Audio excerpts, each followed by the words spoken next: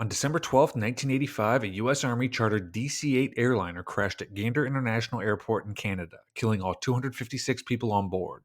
248 servicemen and 8 crew, making it the worst air disaster in U.S. military history. Almost immediately, some really strange details started emerging, convincing some that the plane may have actually been brought down by a bomb planted on board.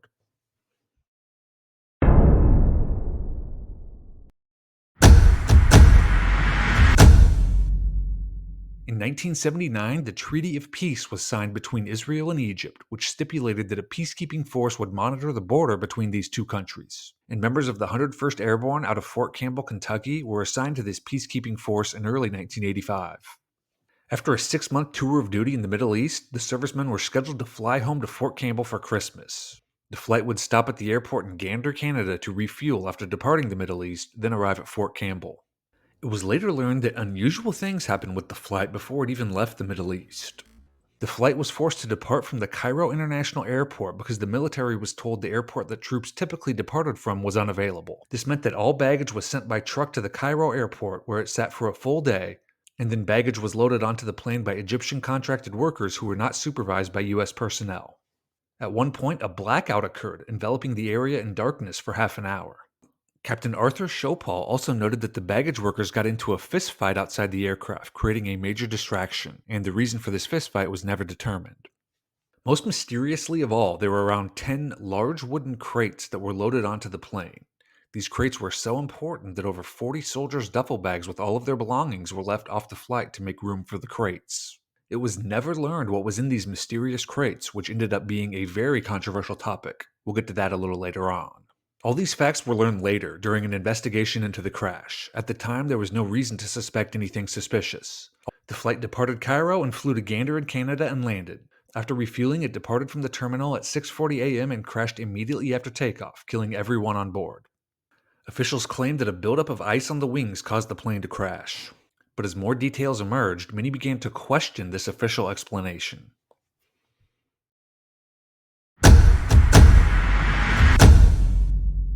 As the investigation began, eyewitness reports and crash scene evidence began to suggest that an explosion may have been the cause of the crash, not ice buildup on the wings. An airport rental car agent saw the sky light up and the plane, quote, just blew up everywhere, burning like cinders falling to the earth.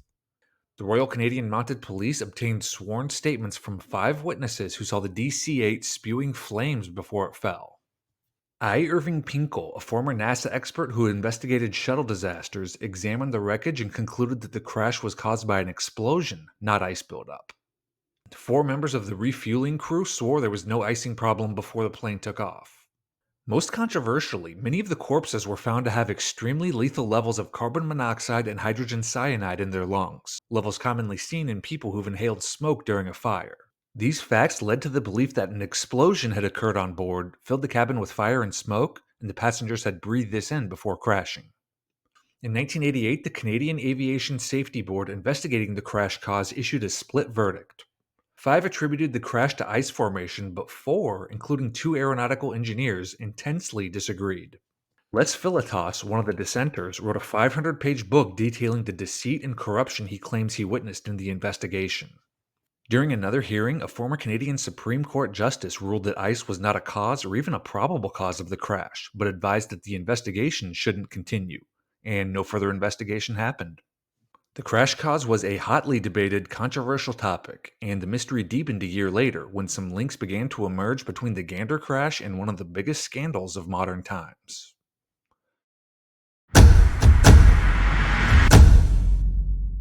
The Iran Contra scandal was the biggest scandal of the 1980s and one of the biggest scandals in U.S. history.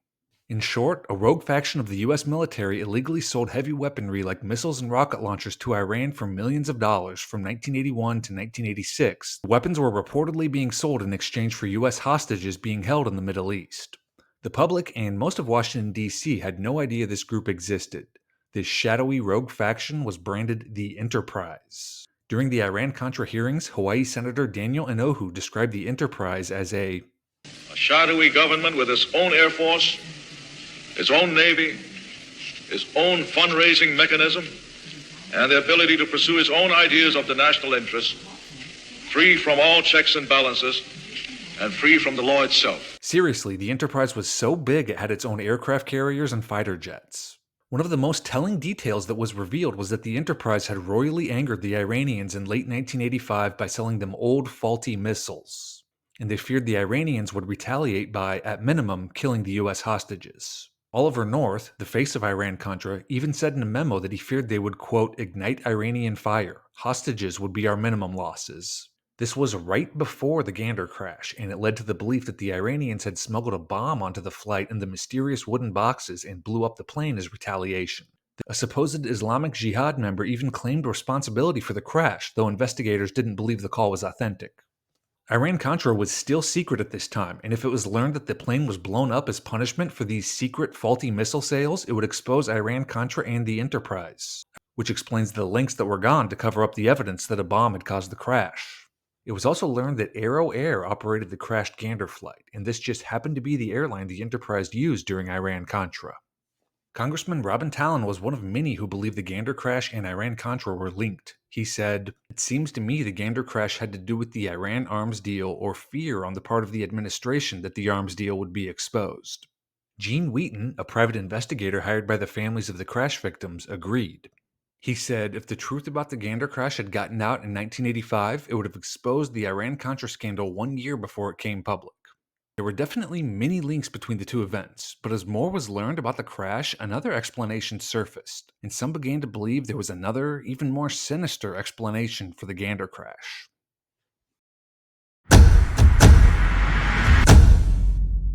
As we mentioned, most of the Gander flight passengers were part of the 101st Peacekeeping Mission in the Middle East, but it was later learned that 20 members were part of Task Force 160, who were experts in hostage retrieval situations.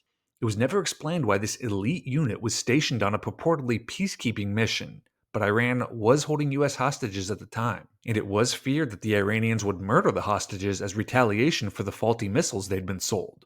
So could this elite hostage retrieval team have been used in a covert attempt to rescue the hostages? Some believe this. A private investigator who investigated the Gander crash claimed the rescue mission failed, resulting in the deaths of the hostages and members of the rescue team. He was told that the mysterious wooden boxes on the flight contained the corpses of the soldiers and hostages killed in the rescue mission. And it is true that the boxes were described as coffin-sized by some. To conceal all evidence of the bungled rescue mission and keep Iran Contra a secret, conspirators and our own government blew up Flight 1285. The soldiers' deaths could be blamed on the plane crash, the bungled rescue mission would remain a secret, and any whistleblowers involved in Iran Contra were eliminated also. This explanation received a decent amount of coverage after the crash. It's highly disturbing, but some family members of the deceased soldiers believe it's the true story, and it definitely does explain some of the mysteries surrounding the crash. But it's very important to note that this explanation was first proposed by a man named Yuval Aviv, who is a very mysterious and controversial guy. Aviv is a former Israeli intelligence officer turned private investigator who's considered one of New York's biggest corporate spies. When he was part of Israel's Mossad, he claimed he was involved in hunting down the terrorists involved in the 1972 Olympics hostage situation, and it's claimed Aviv was the inspiration behind the Steven Spielberg movie Munich.